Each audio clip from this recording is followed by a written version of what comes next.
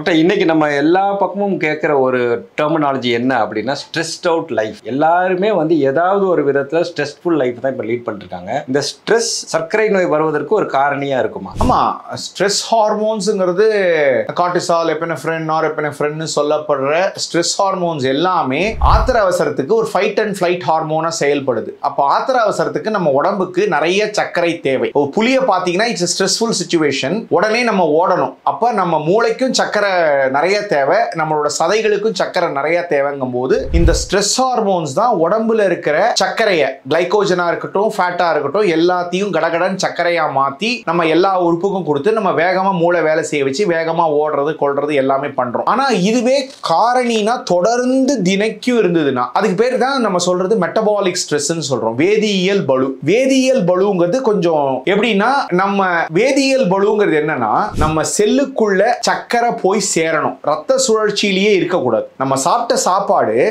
ரத்த சர்க்குலேஷன்ல இருந்து செல்லுக்குள்ள செல்லணும். செல்லுக்குள்ள செல்லணும்னா அங்க ஒரு கதவு இருக்கு, இன்சுலின் ரிசெப்டார்னு சொல்றோம். இந்த ரிசெப்டார் வந்து அழகா திறந்து அந்த சர்க்கரையை உள்ள செலுத்தணும். அதுக்கு பேர் தான் GLUT4ன்னு சொல்லுவோம்.